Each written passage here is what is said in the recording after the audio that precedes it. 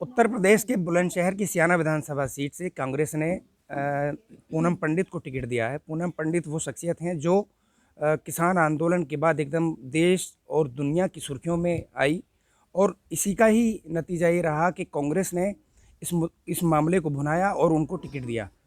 खास बात इसमें यह है कि कांग्रेस से पूनम पंडित ने टिकट की दरखास्त भी नहीं की थी, बावजूद उसके उनको टिकट दिया गया। क्यों उनको टिकट मिला और क्या उनका स्ट्रगल है, इसके बारे में जानते हैं पूनम पंडित से। पूनम पंडित हमारे साथ हैं जी। कहाँ से चुनाव लड़ रही हैं? सियाना विधानसभा 66 से। तो वहाँ से जो है नॉमिनेशन हम लोग कल करके आए हैं और पूरा उन्होंने भरोसा हम पे जताया, तो हम पूरे अपने जी और जान जोर लगा देंगे वहाँ की विधानसभा पे, क्योंकि वहाँ लोगों की समस्या बहुत ज़्यादा। और जो फिलहाल में वहाँ पे विधायक हैं, वो विधायक उन्होंने उनकी समस्या नहीं सुनी। अगर वो समस्या सुनते तो इतना मुझे प्यार नहीं करते। मैं रात को भी इतना लेट गई और वहाँ इतने सारे लोग इतना मुझे प्यार थे।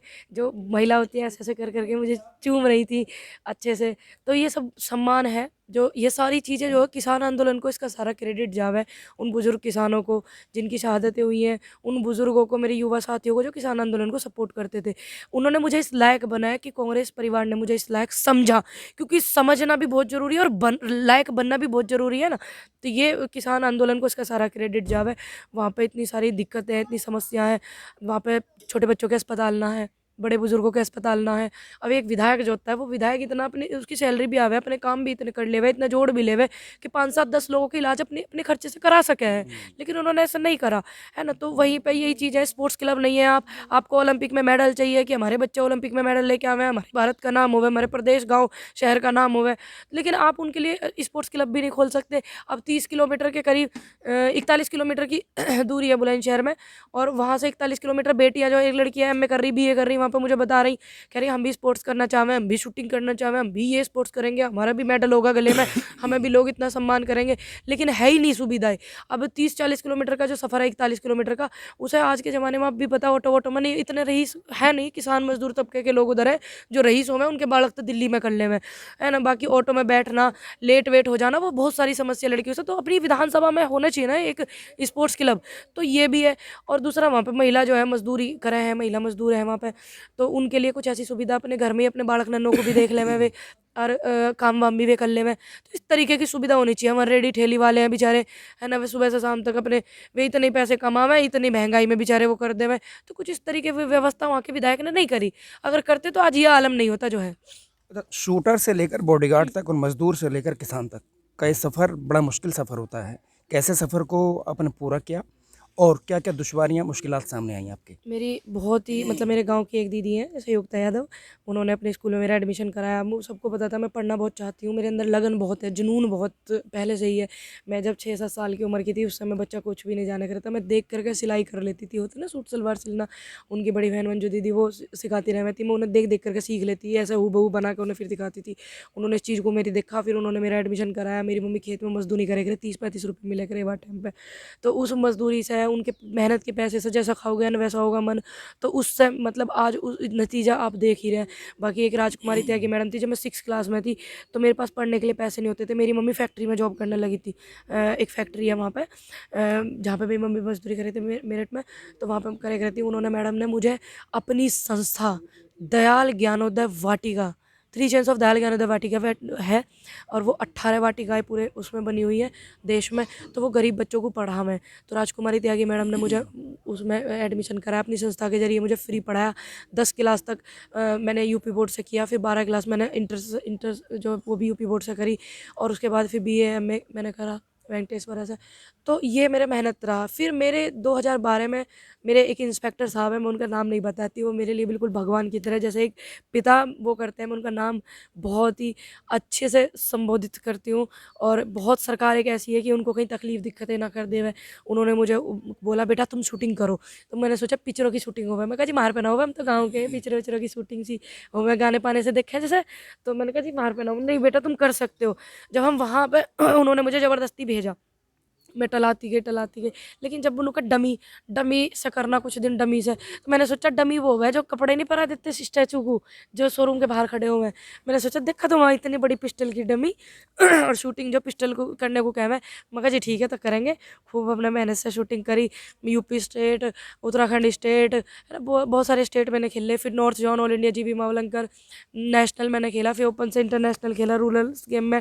2018 में मेडल हुआ और 2018 में मेरी जॉब लगी सपना चौधरी के यहाँ। मैंने दूसरों के घर बर्तन वर्तन भी साफ करे अपनी मम्मी की मदद के लिए। बर्तन क्यों करे, किसमें क्या शौक है, वो है शक है। क्योंकि देखो मजदूरी करना या कमा के खाना कोई बुरा काम नहीं है, करने में क्या दिक्कत है। अब सबको पता है हमारे गाँव में जो अड़ोसी पड़ोसी हुए बड़े बड़े शादी उदी होकर रहती, तो कर दे क्या दिक्कत है काम करने में। जब हमें लगता हमारी माँ है, हम वो नहीं है जो 35 साल की उम्र में भीख मांग के खावे। हम वो नहीं है। हमें इतना पता, हमें 8 साल की उम्र में भी कि हमारी माँ दूसरों क्या काम कर रही, तो हमें भी पानी से वे बर्तन धोने, हमें ये पता। ठीक है, तो हमने वो काम करा। और उसके लिए हमारे जो रूम का रेंट होता था उस ज़माने में 300 रुपये हुआ था। 300 रुपये देने के लिए वो सुबह जाया करूँ थी मैं सर्दी में किसी के यहाँ कपड़े धोने, मकान मालिक के यहाँ।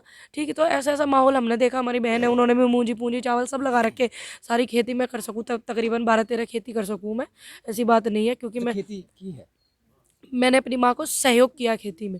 मैंने अकेले खेती नहीं की, मैं झूठ नहीं बोलती हूँ। ठीक है, मैं महिला मजदूर किसान की बेटी हूँ। सारी चीज़ें बच्चा ABCD सीखे बचपन में भूल जावे है क्या? नहीं भूलता। तो ऐसे हम नहीं भूलेंगे। तो हमें आती है आज भी। हम अपनी हमारे जितने सारे मंत्री बैठे हुए हैं मंत्रिमंडल में, उनसे बढ़िया खेती कर सके। तो ये मेहनत का आलम रहा। फिर मैंने मेरे जो गॉड फादर कह सकते हैं आप उन्हें, इंस्पेक्टर साहब को, तो उन्होंने मुझे शूटिंग वो चार्ज पे भी नहीं होते थे। ठीक, तब भी वो मेरी शूटिंग में मदद करते थे और बड़े सम्मान के साथ में हम उनका सम्मान करते हैं। तो उन्होंने शूटिंग सिखाई। फिर हम शूटिंग खेलने बाहर गए, ये गए। कुछ लोग तो ये बोला ये शूटिंग करती ही नहीं थी, इसको पता ही नहीं शूटिंग क्या होता है। अरे जो चीज़ें जो रिकॉर्डेड है, national rifle association of India बड़ौद बाग पर जोड़ी से मैंने शूटिंग सीखी। जो दादी चंद्रो है, मेरे जो जूनियर कोच वाजिद खान थे। ठीक है, ये भी एक बढ़िया बात है। देखिए आप इस संजोग देखो, लोगों ने क्या फैला दिया, हिंदू मुस्लिम सिख ईसाई, हिंदू मुस्लिम सिख ईसाई फैला रखा। मेरे जूनियर कोच जो मेरे ऊपर इतनी मेहनत करते थे, मेरी सीनियर कोच नीतू शौरान होती थी, तो लेकिन सारी चीज़ें वो बता देती थी, होमवर्क देती थी। लेकिन ज़्यादातर वाजिद खान मुझे सिखाते थे, उनका भी वाजिद का बहुत योगदान है। आजकल लोगों ने क्या फैला रखा सिस्टम पूरा का पूरा। तो बहुत सारी चीज़ें हैं, इसमें मेहनत करके फिर 2018 में मेरी जॉब लग गई थी। मैं एज ए बाउंसर सेलिब्रिटी के पास में, सपना जी के पास में लगी। वहाँ भी मेरा एक्सपीरियंस अच्छा रहा। पर्सनली एक्सपीरियंस, मुझे प्यार करती थी, लेकिन दुख है इस बात का कि वो आंदोलन में नहीं आई, उन्होंने सपोर्ट नहीं करा। वो उनका व्यक्तिगत मामला, लेकिन पर्सनली तौर पर वो मुझे प्यार करती थी। अच्छा, 9 वर्ष पहले फादर का अचानक फादर का हाँ, एक्सपायर हो गए। 2013 में मेरे पापा एक्सपायर हो गए थे। उसके बाद में पहाड़ एकदम टूट गया होगा, मुसीबत होगा। सारी जिम्मेदारियाँ देखिए, जब से मैं 16 साल की उम्र से मैं अपनी जिम्मेदारियाँ निभाती हूँ। मेरे भाई भी इतने पढ़े लिखे ना। मेरी बहन है बड़ी, उनकी 2008 में शादी हो गई थी। छोटी बहन है, 2019 में उसकी शादी मैंने आप सभी की सहयोग से की। मेरे पापा जिम्मेदारी दे के गए कि बेटा तुझे तो माँ एक तरफ से मान बाप लिया बन जाए के कि आप करनी। ही घर की मुखिया हैं। मेरी तो ये हैसियत नहीं कि मैं अपने घर की मुखिया बनूँ। मेरे घर की मुखिया मेरी मदर है। तो अब मैं ये और जानना मैं चाह रहा हूँ कि जिस तरह से आपने किसान आंदोलन में किसानों के साथ एक मजबूत स्तंभ के रूप में आप खड़ी रही, क्या उम्मीद है आप किसानों से? क्या मुझे किसानों का बहुत आशीर्वाद? बिल्कुल मुझे बहुत उम्मीद है किसानों से, क्योंकि बहुत सम्मान लेकर के किसानों का मैं उनके बीच में आ रही हूँ। महिलाओं का, बेटियों का सम्मान लेकर के उनके बीच में आ रही हूँ। उन तमाम युवाओं की जो है खून पसीने की मेहनत उनके बीच में लेकर के आ रही हूँ। तो सभी मुझे बहुत ज़्यादा प्यार देंगे, मुझे पता है। अच्छा, चुनौती किससे मानते हैं? किसी से भी नहीं। किसी से लड़ाई? नहीं, कोई मेरी लड़ाई नहीं। सियासी लड़ाई? नहीं, कोई लड़ाई नहीं। मुकाबला? किसी से भी नहीं। मतलब एक तरफा विजयी? देखिए, एक तरफा विजय नहीं, ये किसानों की विजय है। तो इसलिए मुझे भरोसा है। मेरी लड़ाई किसी से नहीं, मुझे भरोसा है उन बुज़ुर्गों पे जो मुझे आशीर्वाद देते हैं। अच्छा, हम घर पे बैठे हुए थे अभी, तो माता जी बता रही थी कि आपको लड़ाई का बड़ा शौक है। जी देखिए, मुझे हक की लड़ाई का शौक़ है। ठीक है, तो वो मैं पहले से ही लड़ती हूँ। ऐसा नहीं है, मेरे गांव समाज में भी अगर कोई बेटियों की बात होवे, महिलाओं की बात होवे, हो जावे काम वाम में। आप देखो थोड़ा सा माहौल ऐसे ही रहे, आदमी औरत को थोड़ा मारा पिट्टी सी करे तो बिल्कुल क्यों नहीं लड़ सकते? क्या दिक्कत, क्या क्यों नहीं लड़े? हम अपने लिए लड़े, ये बड़ी बात नहीं है। ये बड़ी बात है कि हम दूसरों के लिए कर रहे हैं, ये बड़ी बात है। बिल्कुल लड़ सके, क्या दिक्कत है इसमें? तो ये रॉबिन शौक़ तो मेरे हिसाब से हर किसी को होना चाहिए। तो रॉबिन हुड की छवि आपने पूरी क्रिएट कर ली है। नहीं, मैं तो नहीं कह सकती। ऐसा चर्चाएं हैं, ऐसी तमाम लोग बताते हैं कि जहाँ नाइंसाफ़ी होती दिखती है। बिल्कुल होना चाहिए। मैं तो चाहूँ देश की हर बेटी ऐसी बने, देश का हर युवा ऐसा बने। जो हमारा यूथ है, हमारे भाई है, हमारे साथी है, वे सब ऐसे बने। अगर ऐसे बन जाएगा तो माहौल ही बदल जाएगा।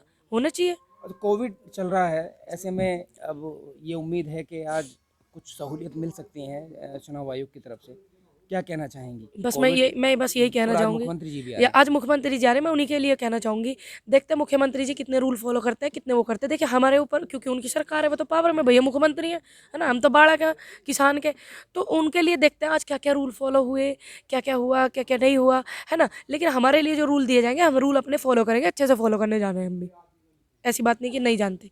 लेकिन ये भी देखना बड़ी बात है ना कि आज मुख्यमंत्री जी आ रहे हैं, कितने रैले के साथ आ रहे हैं, कितनी डिस्टेंसिंग उनके बीच में है, ये भी देखना ज़रूरी है। अगर उल्लंघन हुआ तब? तो उल्लंघन हुआ तो आप उनसे सवाल करना ना भी। आपका सवाल करने का काम है, क्यों नहीं है? आप अपने काम को अच्छे से करोगे। हमारा काम है, हमें वहाँ तक पहुँचने नहीं देते। हम भी कर सकें, क्यों नहीं कर सकें? वोट दे रखी है हमने। हमने मुख्यमंत्री जी से कुछ लिए ना, 2 रुपए कर्जा ना ले रखा। अच्छा, दरखास्त आपने कांग्रेस में दी नहीं, मुझे टिकट चाहिए। बाकी सब जगह आपकी विधानसभा क्षेत्र में भी कई दिग्गज कांग्रेस के टिकट को लेकर बड़ी कतार में लगे थे, बड़े प्रयास कर रहे थे, लेकिन एक ऐसी शख्सियत को टिकट मिला जो ना कतार में थी, ना दरखास्त देने पहुंची। इसका सारा सम्मान किसानों को जावे, उन्होंने मुझे इस लायक बनाया। और दूसरी बात, मेरा जो खुद का मन था, मेरा ये मन था कि मैं अपना खुद का पर्सनल बताऊँ, मेरा जितनी भी हमारी बहनें जो लड़ेंगी चुनाव, मैं उनको जा करके उनकी कैंपेनिंग करके सपोर्ट करूँ, डोर टू डोर जा करके।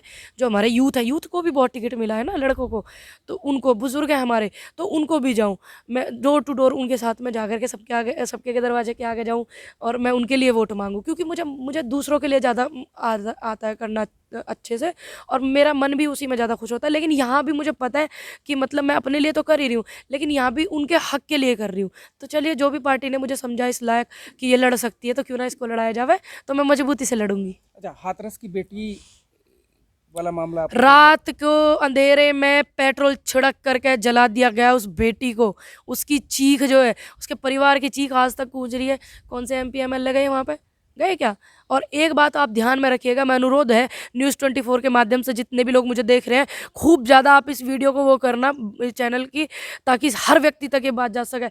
ये मत सोचना आप कि व्यक्ति कौन बैठा है विधानसभा पे भारतीय जनता पार्टी की तरफ से। आप ये सोचना कि हर विधानसभा पे वो जुल्मी बैठा है जो 750 किसानों की शहादतों का जिम्मेदार है।